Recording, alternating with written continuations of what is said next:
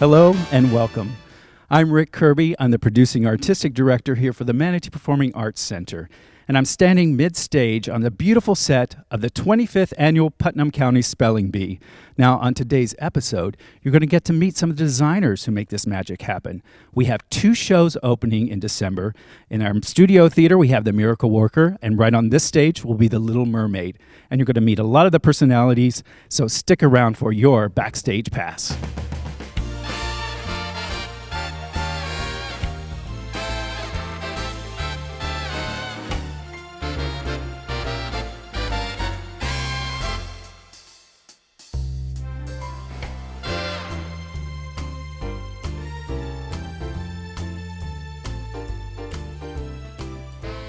Hello and welcome back. And we're actually sitting in our second space, we like to call it, or our studio theater. It's officially called the Bradenton Kiwanis Studio Theater. And I'm here with 2 gentlemen who make the magic happen. They are resident designers. That means that they design the sets and the lights for everything that happens in this space. So I want to ask you each to kind of introduce yourselves and tell us what you do in this space. My name is Ralph Nurmela, and I've been doing the set designs for the shows that go on in this space. This is a unique facility for set design because as an experimental theater, it really is 4 walls, and there's no wing space, there's no fly space. And so most of the sets have to be contained sets, boxed sets, if you will, that have to function for all aspects of the production, not change over. Okay. So this space actually has a lot of challenges in it. So meaning that it doesn't really have a defined area for play acting, meaning that it could be one time you come to this space, it could be in the round. The next time you come back, we've created a proscenium. We often will do it along the long wall because it gives us a little more space. And we also have a technical booth up here that we can't move. So that also becomes a challenge there. And not only set design is a challenge, but lighting design. So Patrick, tell us who you are and what you do. My name is Patrick Bedell. I also double as a facilities manager here at the Manatee Performing Arts Center, but I'm also the resident lighting designer. So it is my job to basically take every single light down within a 3-day period and hang every single one back up in a different position. And we do the same thing on main stage as well, that not a lot of people realize every light comes down, goes back up every show. The fun thing about this space is it is a blank canvas. I have a beautiful black wall that we found out during Bark the Musical. It takes light very well. You can scrape light on it. We use it as a backdrop, a cyclorama, if you want to say in a theatrical term. But as well as there's plenty of other fun things to do here that you can't really get away with in main stage because of where you can hang lights. I have a full working grid above us, which is 4 foot by 4 foot square, where I could put a light. On main stage, I'm limited to maybe 3 or 4 pipes on stage and 4 pipes in the front of the house in the theater that I can hang lights. So I get a little bit more flexibility as far as what I can actually create in this space, which makes my job a little bit more easier, but as well as more fun. So. And one of the challenges also, unlike in the main stage where we can pull a rope and the lights come to you, in here, you go to the lights. Yes, every light in here is basically hung with either a ladder or a one-person lift. It's a little hydraulic lift that can get me up to the grid. But that is one of the things that makes it more of a process, whereas main stage we can just fly all the pipes down to the ground, hang the lights with 3 or 4 people. In here you can only work with maybe 1 or 2 people at a time because of the equipment we have. So. And also, I mean, you're pretty equipped in this area. I mean, yes. Compared to other studio or black box theaters, we brought a lot of equipment from our old space, which all got put into this area. Yes, every piece of equipment in this space was actually brought over from the old theater. If you even look at the dimmer racks upstairs, you have 3 beautiful, nice new ones, and then you have the old beige one that came over in a truck. Everything here I'm working with is the old equipment. I maintain it, I make sure it works. If it doesn't work, I have a whole pile of lights that I Frankenstein together to make work.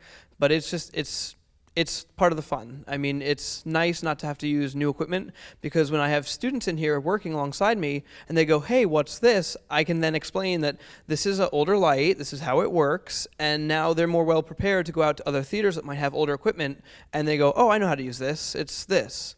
So it's teaching people how to use new stuff as well as old stuff is what we do. I think we're very lucky in lighting.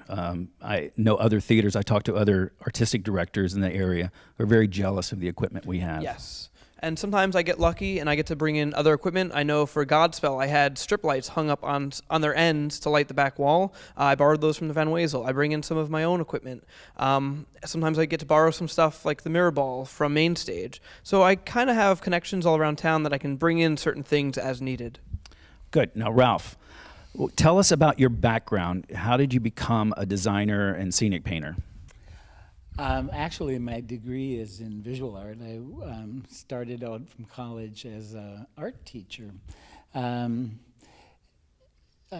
Fairly soon on, I went into administration at school, and from there to arts administration at the Magnet School for the Arts in Jacksonville, and was there for a few years, and then I came here to Pinellas County.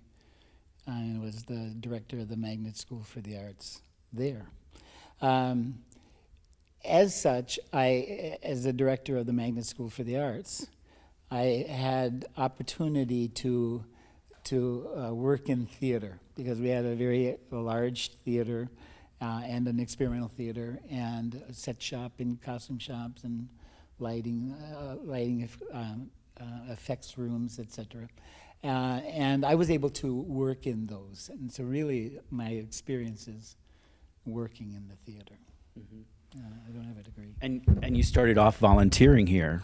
Yes, I do. I volunteer here and at a couple other theaters. When I retired, that's really what I wanted to do. I feel like we always have to fight to get you here. It's like everybody wants Ralph, right? Yeah, no, I think that's pretty flattering, but yeah, that seems to be the case. And tell us about how important, you get to work now with volunteers, assigning jobs to them. How important are volunteers to us backstage? Well, to this job, it really does take a lot of meticulous work to work in a theater such as this, because we're on a main stage like the large theater we have. The audience is not closer than 20 feet to those things on stage. In an experimental theater like this, the audience is all within the 20 feet of the space. And so you have to have a lot of detail. And the volunteers have to be not only help with building but then all of the detail that has to go into the set. Thank you. All right, tell us about your background. How'd you get here? I graduated from Booker High 2009, went off to UCF for a year, ended up not wanting to go there. It's just not my kind of school. So I actually came back to SCF, got a degree with engineering technologies. But throughout the entire time I graduated high school, and even during high school, I worked for theater. I think I did my first design was Nun Sensations in 2010 with you guys, my first community theater design. I worked at Sarasota Players for 2 years as their master electrician. So basically I was in charge of every light in that building, having to hang it, move it, whatever the designer wanted. And I've just been working my way through all the theaters in Sarasota, whether it's the Van Wezel, Oslo, the Opera House, pretty much every theater I've stepped foot in, I've done some kind of work. So basically I helped kind of season me as a technician to just know exactly what I need to do to get the job done. Now, you talked a little bit about some students coming through here. You also work with volunteers. Tell us about what you do with them, how important they are. To me, they're very important because I do have 2 jobs here. I do all of the lighting in the small theater, but I also have to maintain the rest of the facility and also run special events. So sometimes my job can get very hectic and I won't have a lot of time to put towards one job. So I have 2 or 3 good volunteers that I can actually assign a job to and walk away and know it will get done. So I will have them come in, help take all the lights down, and by the time the day is over, all the lights will be down, and then the next day we can come up with a battle plan on how to put the lights back up, where do I want them, and I'll draw up on a piece of paper the grid and where every single light goes. It's basically a blueprint of how the theater is built in this room and where the lights go, and I can give it to them and know for sure that the job will get done. Okay, let's talk a little bit specifically about The Miracle Worker, because that's the show that we're kind of promoting right now that's going to be running through the month of December. We have had meetings. Tell us about the design process, how we come up with a concept, how you decide what the set's going to look like. Tell us about that. The set has to function completely and stay as a fixed set throughout the production. On a main stage, you could have, for example, there is a dining room and a large meal that's served in the Miracle Worker and a lot of activity around that dining room table.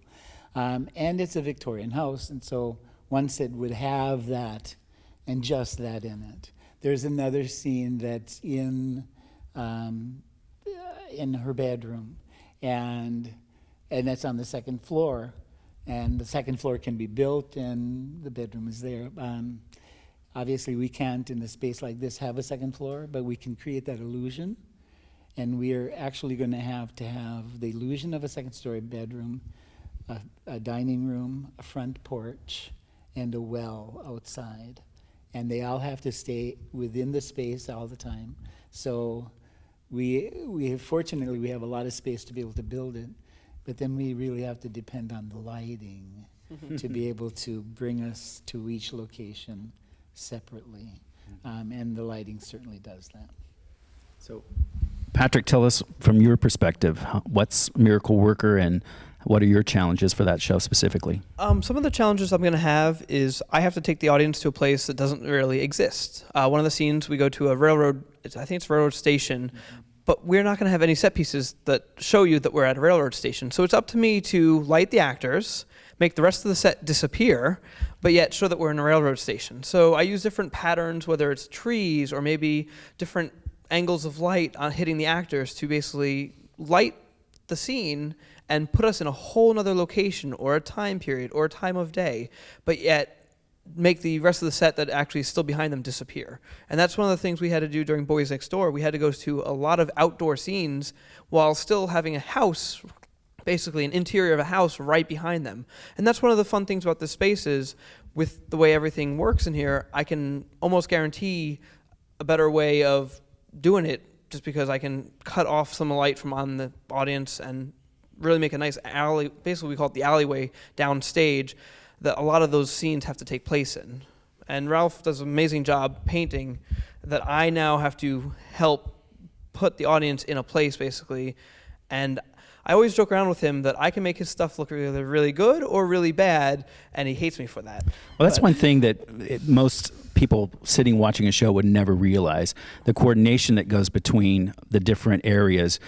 You can choose a color palette that is totally opposite of what the designer, set designer has chosen or what the costume designer has chosen. So all of that is a big coordination circus that happens before we ever start rehearsals. That is very true. This set example we're looking at with the wrong lighting. So we're looking at the set of Bark talking Which to has you right blues now. and All greens. blues and greens. With the wrong lighting, this could look like a lot of brown muck.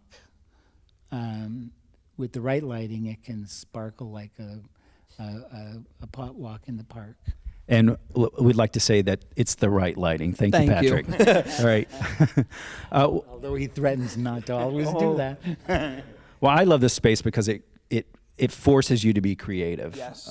You can't rely on bells and whistles to you have distract. to come across, you'll come across very simple problems that on main stage I go, oh, I have a moving light. I can just, I need light here. I can basically dial in a robotic light that, oh, light's there. Here I have to, okay, how many lights do I have left? How many dimmers do I have left? Can I hang a light? Do I need to readjust?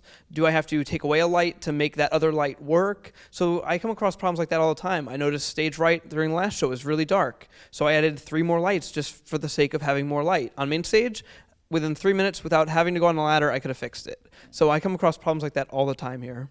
Yeah, same thing with set. And yes. Now with the Miracle Worker, because we're looking basically at a house at the turn of the century that's a Victorian design and a fairly reasonable income family, so it's not poor necessarily. We have limited amount of space that we have to create the illusion of a Victorian, an old 2-story Victorian house. And so we have to have a little wall to be able to put some wallpaper up, but not a lot, because we don't, we just don't have the space to put a lot. But we'll get enough to get the detail into it. And we also have an exceptional challenge of opening 2 shows on one day. So you can thank me for that. Thank you. Yes. Thank you. But the month of December is so packed that we really didn't have a lot of choices on when to run the show. Especially if you want to close before the holidays. Exactly. So what challenge does that bring along? I don't know if it necessarily brings a challenge. I guess the challenge mostly is that we have actors who like to be in both shows, and obviously we have 2 things going at the same time. That can't happen. We have a wealth of performers, though, in the area, and so that really is the ultimate, is making sure that we have really good performers who carry the shows well. Scenically, there are just so many of us. I will say you That's guys the are ahead, challenge. though. Yeah. Luckily, you guys are ahead.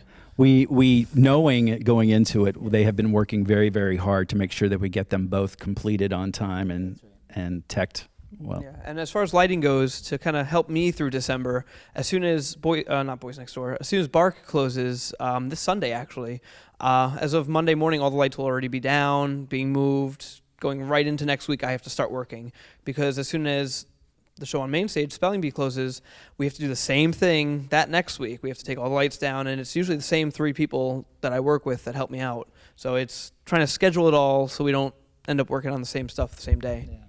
Well, everyone here works so very, very hard, and I want to say thank you very much for the hard work and for sharing your creativity with us and doing such a fantastic job. Thank you for the opportunity. So stick around. We'll be back to meet even more people on your Backstage Pass.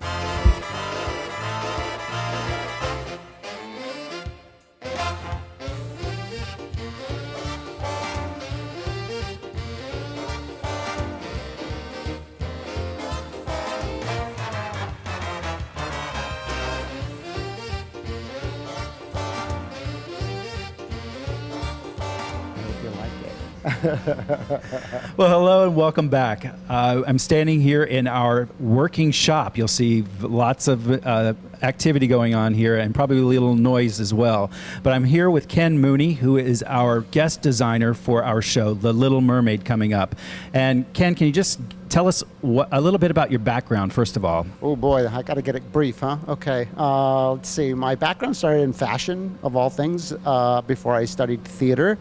And I was an actor for my undergrad years before I decided I wanted to be a designer. And then I went to grad school at the University of Texas and got my master's in theatrical design. And basically since then, I've been a designer ever since. I currently work for a company called Feld Entertainment here in Palmetto, which produces Disney on Ice, Disney live shows, Ringling Brothers, so forth, monster trucks. So a Disney show is a perfect fit for you, right? A Disney show is a pretty good fit for me, though. You know, it's the first time I've actually designed a Disney show. Disney oversight is pretty heavy for the company that I work for, and it's nice to actually do something that doesn't quite have such a heavy hand on it. So, but this is fun. This has been a great adventure for me. I've never designed a show like this before.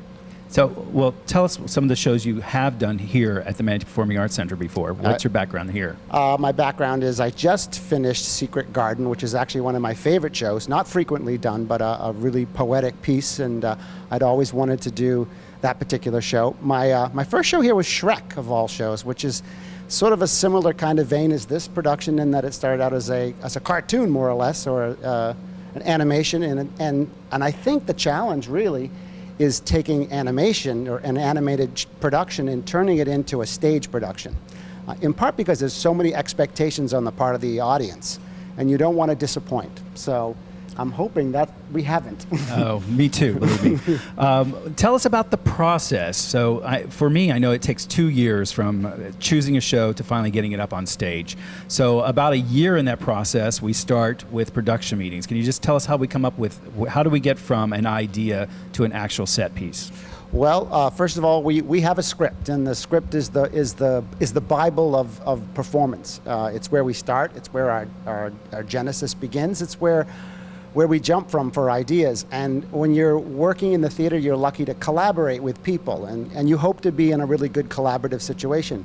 And I love working with Rick because he's a great collaborator. He's a great listener, and he has great ideas himself. So it's nice to be able to bounce those things off each other. and really come up with something that's stronger than either one of you might have initially conceived of. And I always get asked this question. When you get a script, does it say, you know, it must have a blue water scene? Or, I mean, what do you get as a script? What Yeah. kind of direction comes with that? You get a lot of information in a script. And you have to be careful about this part, because sometimes these things are important, but sometimes the way that they're recorded, especially the way they come off the Broadway stages, the stage manager has recorded the actual production. And some of that information is actually strictly information and is not intended by the playwright. So you want to get back to what the playwright's intention is at all times. And sometimes you want to break the rules of what you saw a little bit, but still feel like you're honoring the original artistic piece. But the script doesn't come with a set plan in the back. Oh, well, it right? used to. A lot of scripts used to do In the that. old school, it and they did. got rid of those. No more. No more. No, and somebody stopped that from So happening. our set actually comes from your brain. It does. It does. It starts with the limitations of the space. I shouldn't say the limitations, but the possibilities of the space. The space here is quite fantastic, especially this new facility. So it's nice to sort of live in the possibility of anything happening. And I always try to push the envelope a little bit if I can. And Rick's pretty indulgent for the most part about that, as long as it lives within a budget. So it's exciting to sort of have a blank slate in a sense. So I try to always think about what will service the play, but still take the audience on a journey that they're not expecting. And you had to mention the budget word. I did, So sorry. that is a very realistic limitation for what we can do. it is. Because we try to keep our tickets prices very low, so we're accessible to everyone. Mm-hmm. So that means that we kind of have to scale our expenses in accordance with that. So it makes us get very creative with what we It do. does. We get really good at that. Yeah, and we like to go to the warehouse and see what we can repurpose and reuse. And right? it's great. You guys have had a long history, and you've saved a lot of your stuff, and it's great. It's great to find something that's an inspiration out there that hopefully you can repurpose, and no one's going to go, oh, that was in blah blah blah blah blah. Right. Okay, we're standing in front of a very beautiful model. Now, is this how you like? Different designers work in different ways. So is this your process? You usually do a model? It is my process. One of the things I've discovered over the years of designing is that sometimes sketches are deceiving. Sketches are more deceiving because the hand of the artist always distorts the scale a little bit. But when you move into a model, you're actually working within scale. So when you work within scale, you scale the items in that image to the correct size. For Describe me, scale. What does that mean? Scale means that the equivalent of 1 inch or 1 foot is correctly represented within the model, so that everybody knows exactly what they're going to get and what that proportion will look like on the stage. And that's really, really important, especially when you have a relatively big space like this one. You want to make sure that you're filling the space up adequately and then not overpowering the space at the same time. Right. So- So this is your first process, is really putting it into a model form? I actually, I sketch a little bit, I admit. I usually sketch out little moments that I see in my head, and then I start to scale them up in white. I scale them up in little paper versions, and I stick them in the model, and I say, oh, that looks pretty good, that scale looks pretty nice, I'll continue in that vein. And I basically do that through all of the elements before I go into color. Then how does it go from your idea to the model to an actual built piece? What's the step in between? You.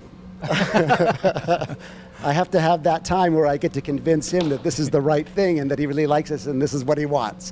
So, and in some cases, there's a little bit of a negotiation. You know, I tend to produce a few things, and the great thing about Rick is he sometimes repurposes it or sees it used in a slightly different way.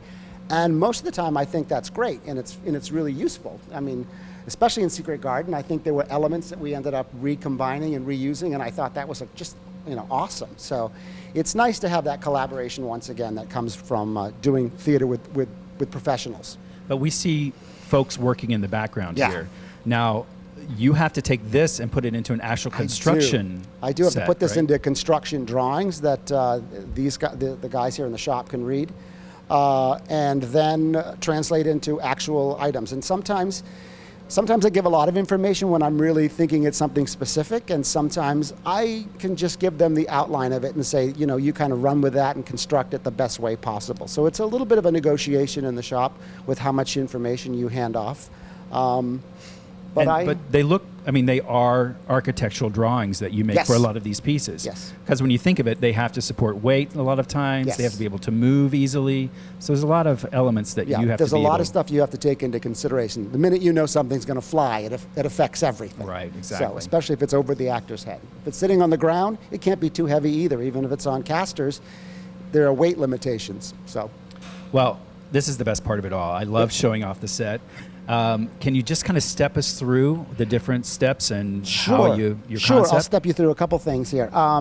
Basically, on this particular design, we have the scenes happen above the water, in the water, and out of the water. So it sort of had to have a cohesive design that allowed it to look like it was on the horizon and you could see the water, but then have the waves move in such a way that you had that sense of movement through time and space going underwater. And then you needed to get rid of the waves completely so you could be in some interior scenes that happen mostly in Act 2. So the first problem for me was to figure out how to deal with waves or how to deal with the horizon line. And what I basically did on this particular show is I created 3 sets of waves, and you can sort of see them here. There's one right here, and there's a second one right here. I'll pull that one up. That's the first one. There's the second one. And basically what they do during the show is they can lift as we're going up. So the boat can lift at the same time, or anything could lift or look like it's going up as something is coming down. So the performers, and there is some flying in the show, that allows the performers to move down at the same time that things are lifting up. So you'll have that sense of motion, upward and downward. And what's the material? I mean, In the case of the waves, it's actually the same kind of stuff you use at home, clear plastic, like a paint drop, that is basically back painted so that it looks like has the sheen of plastic, but it's actually opaque. It's no longer translucent. And it's stretched across a frame that lifts up and down. excellent. All right. Give us the next set. All right. What else do we have? I'm going to show you a couple highlights of how this changes. So I'm going to run over here and change this while Rick covers. How's Well, I can tell you a little bit about this border area here. We're actually doing that in collaboration with with Eagle. They're printing this for us. So we actually sent this to our printer, and it's a 4-foot printer that's going to be done in color. Then they can just mount it directly, and it saves so much work and time, and it's going to be a beautiful addition to this. We call this a border or a portal. All right, and okay, so we call this the Triton set. You want to kind of explain what you got there? Basically, when we go to Triton's underground lair, it's this sort of opulent Greek structure that's all gold, and the background will be a projection and some moving lights that'll create that sense of water moving in space and time. And that also, you can see, even in the image, it looks like the light is coming from above, which helps the audience understand that you're underwater at that particular moment. So this is one of my favorite designs, actually, because it was something that we ended up repurposing, and I think it works so well in this particular moment. This was actually something we talked about early on. That's true. Because we were both like, there might be something there that we can Yeah, reuse. We both were thinking the same Yeah. way. And I've seen it painted already and hung, and it looks completely different in a Yeah. different context. So it isn't like anybody's going to come here and, like you said, Right. go, oh, they used that again, right? It's always that one reviewer you worry about who might say something. And we're telling all of our secrets right We now. are. We won't. Okay, is there something else we can Yeah. quickly show? Yeah. And if you look around the shop right now, you'll see there are fish everywhere. So there's a number, of course, called Under the Sea, and we're actually carving these fish that will become giant puppets that we will use in the show. And they're up to 10, 12 feet tall, some of these stacks of puppets. So there's lots of surprises, believe me. I'm going to put this one in only because this is kind of an important scene in the show. Once again, there's an expectation because of the animated movie that people are going to see certain things certain ways. So in order to honor that, you kind of want to do all you can to give them exactly what they're expecting. And this is from Kiss the Girl, which is a really important moment in the show where Prince Eric, and Ariel are both in a boat that's actually sitting behind the first wave so you can't see it, and that they can actually move around with their feet. It's a very clever little thing. It is. Little device. When you first pitched it, all I could think was Fred Flintstone, I know. in the car paddling the feet. But it's actually done very cleverly, and Yeah. I think unless we hadn't told our audiences, they would have had a hard time figuring it out. So True. now you're telling all the secrets. Yeah. Well, there'll be some fog. It's like a phantom moment, only on water. There we go. There we go. Well, I'm excited about this. And can you tell us a little bit about what other obstacles are there? I mean, we only have so much space to fit all this in.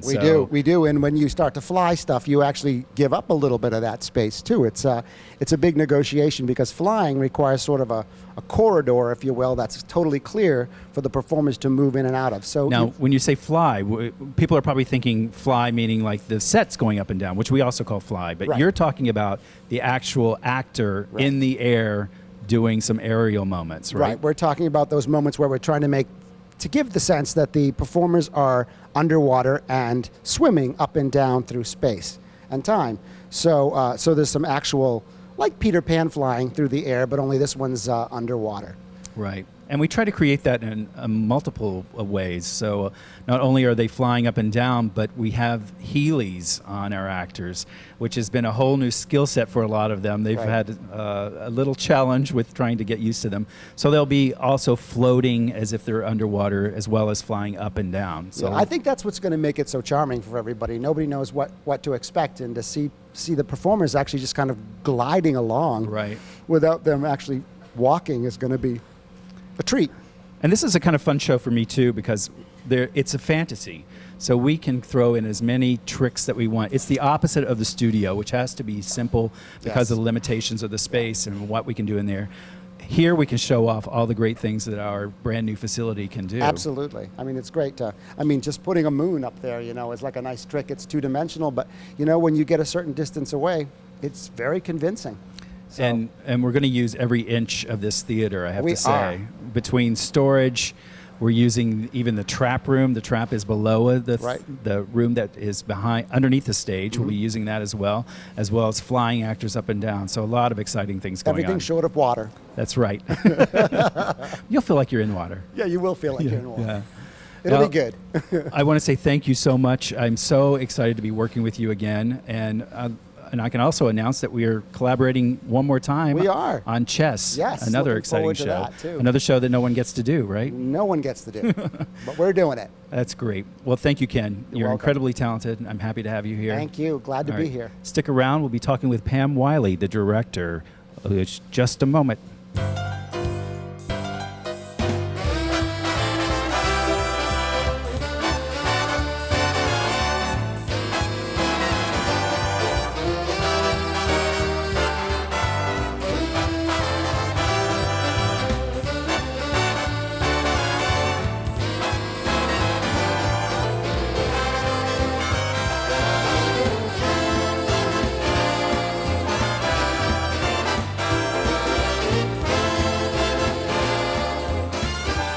Well, hello and welcome back. I'm once again sitting in the Bradenton Kiwanis Studio Theater, and I'm here between two beautiful ladies. And I have the director and one of our actresses from Miracle Worker. And I'm going to ask Pam, will you introduce yourselves and tell us what you're doing here? Oh, I'm Pam Wiley, and I'm directing The Miracle Worker, which is an incredibly fascinating, tough play, which I've enjoyed every minute so far of directing. I've got a great cast, and they are willing to try anything because, as you may or may not know, the play is about Helen Keller when she was first introduced to the world of sound and sight and words through her hand by Annie Sullivan. Good transition. Hi, I'm Amy Woerner, and I'm playing Annie Sullivan in The Miracle Worker, and I guess I'm her teacher, as I would call myself in the show, and I teach her sign language. I give her a way to communicate to the world, which is really important. I mean, Helen Keller became such an iconic figure, and it was because of me, I guess. That's true. Well, Pam, you were kind of giving us a synopsis of the play. Yes. So can you continue with that a little bit more? Tell us some details Sure, about it. Sure. Helen Keller has become a real problem for her family at the start of this play. She wasn't born blind or deaf, but she had an illness about a year and a half old, when she was about a year and a half old, and she developed these conditions. And she became a wild child, absolutely wild. So after trying many choices, they finally ended up with Annie Sullivan as a potential teacher. And she did really help Helen entirely. But the play is about the process of teaching Helen. And it's a rough process, because just imagine trying to calm somebody down who cannot hear you, cannot see you, and eventually after a few interchanges, doesn't like you. So that's really what we have to deal with. Helen gets so irate about not having her mommy and having to have Annie, she's just refuses everything. So they do fight. So Amy, you are playing an historic character. Usually you're giving a script that is sort of fantasy or made up from some playwright. The playwright has given you a lot of historical facts. And what kind of research did you do? Does it have any kind of special challenges because it's an actual historic figure? Well, it's definitely difficult to, I want to portray her as my own person, but the problem is that she is a person, and my interpretation of it, my thoughts are completely different from hers. So it's really difficult to sit down and think, what was she thinking about? Why did she pick this word? Why this line? And going over the script, we did get a few packets of historical facts to look through, and I've been trying to correlate, and it's just really been making a mind map for myself and trying to make all the connections. So it's a work in process. And what about as a director? What are the challenges of this piece? Well, one of the biggest challenges is to choreograph fighting, violence. And I have to say that we have some wonderful help from one of our cast members who is a stage-trained fight person. And she has helped my Helens, I have two Helens, and Amy as Annie, really look as if they're really fighting, and it's just turning out to be wonderful. So that was one challenge.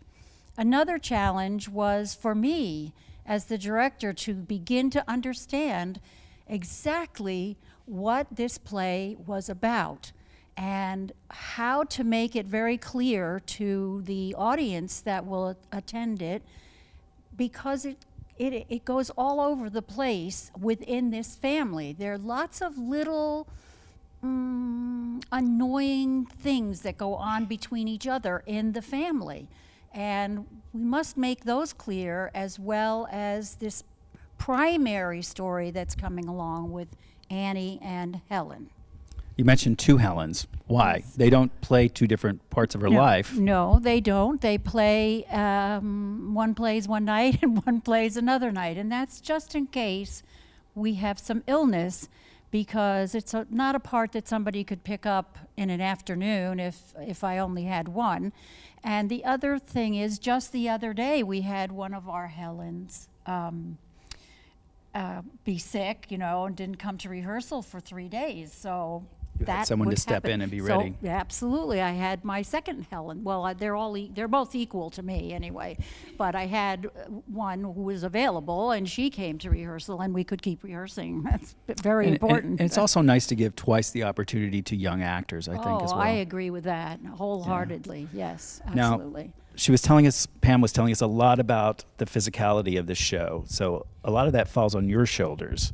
Have you tell us about the rehearsal process? How do you stay safe? How do you rehearse those moments? Well, there's been a couple of moments where it didn't end up safe, but we've started off slow. We're slowing it down and then speeding it back up again, just so we've practiced it enough that our hand just goes where it should when I'm doing a smacking movement, because they're such cute 11-year-olds, and I really do not want to smack them in the face.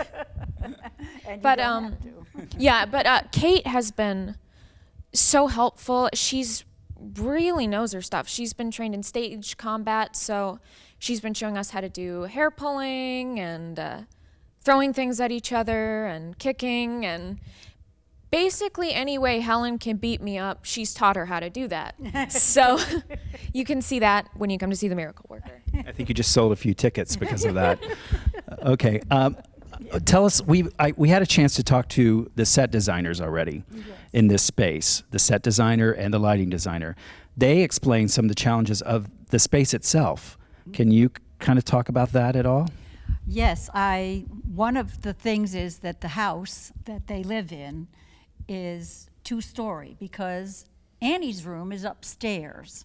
And we do have a room upstairs, and we do have some stairs, but this is a lower ceiling than a normal theater, and we can't really have a full story, 2-story set. So they figured out, this wonderful man, Ralph, figured out how to do it. So we do have at least 2 levels. And the script calls for more doors than we have, so that's been interesting to try to figure out how to always go out one door instead of having going in and out of different doors. But one of the biggest things is that in the script there's supposed to be a separate building or set piece for the garden house where Annie takes Helen for 2 weeks to really get through to her without her family intervening at all. And we do it with light. That's how we're going to do it. And we do a train station with light. And we do Annie saying goodbye to her teacher with light. And so those are the challenges. But you can always make theater, no matter where. It's the charm of working in a black box theater, right? It is. I love small theaters and intimate audiences for plays that have real meaning, and you need to listen in order to understand the story. And there's nothing like being so close to an actor who's in the moment, who's working their craft, and they're inches away from you, right? And they're in their craft too. And you have had experience in this space already. Yes. So can you tell us what that experience is like, coming as like a veteran of the studio? Yeah. I did Agnes of God. I played Agnes, and she's a nun, and she's being psychologically examined for a trial to see if she can stand for trial, basically. And how my director, Candace, decided to do it was in the round. And the way it was set up, it almost had a cross shape that we played around in, basically. And it was just the most beautiful set, and it was just curtains and just chairs moved around. And I have no idea how she did it, but the first night I walked in for Tech Sunday, it was just, it fit. It made sense. And everyone got to see every angle of our faces, and we made it work. I have to ask you about your past. You are an experienced actress as well as a director. So give us a little background on yourself. Okay, well, when I was 6, I did my first stage performance in community theater, a play called Guest in Your House.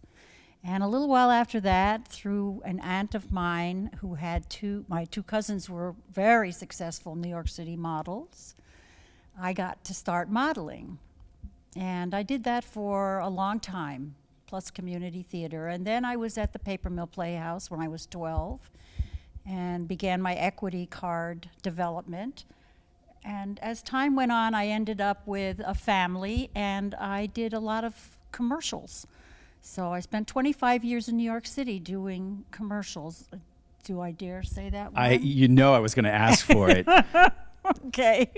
I did a commercial for the Calgon water conditioner that you put in your washing machine. And there's a line in it that has become fairly well known called Ancient Chinese Secret, huh? So the scene is two Chinese people, the wife of the launderer, and he declares that, it's his talent that makes the shirt so white, but she says, no, it's Calgon. And he tries to get, my character to believe him, but I don't. And the line is Ancient Chinese Secret, huh? So I grew up with that commercial. I'm So sure you for everybody who did. doesn't know it, there's such a thing as YouTube. Go look it up. yes, So it's yeah. still around, and it ran for 11 years. It was like for someone who's always wondering if there's a check in the mailbox. It was a wonderful period of time for me and my children, and gave us some ease. But I was very successful. And then I ended up in LA, and I should have gone when I was 19, or probably now 12, I don't know. And I didn't get too much work. I did lots of theater there, though, because that's my first love. Came to Sarasota to help my parents, and who are now gone, and I miss them, but I still have a wonderful life here because I've gone from acting to directing, and I love it. I just love it. Well, I can't see an episode of Mad Men without thinking of you Oh, that's auditioning true. for Calgon commercial. Yes, that's true. Well, I'm so glad you brought your talent to us and to Sarasota. Thank you so much. And thank you, you. Amy, for bringing your beautiful talents to our stage. Thank you. And we're looking forward to The Miracle Worker, which opens on December 3rd, right? December Yes. 3rd. And Tell your friends. yes, tell your friends. It plays till the 20th. So of we'll December. be right back, and you'll get to meet Ariel.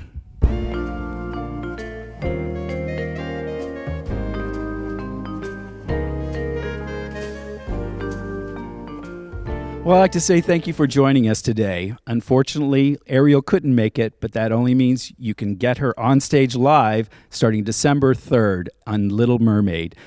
There are 2 shows opening on those dates, so remember Miracle Worker in the Kiwanis Studio Theater and Little Mermaid on our Stone Hall main stage. Now, visit the website, that's www.manateeperformingartscenter.com, or call the box office. And thank you again for joining us on Backstage Pass.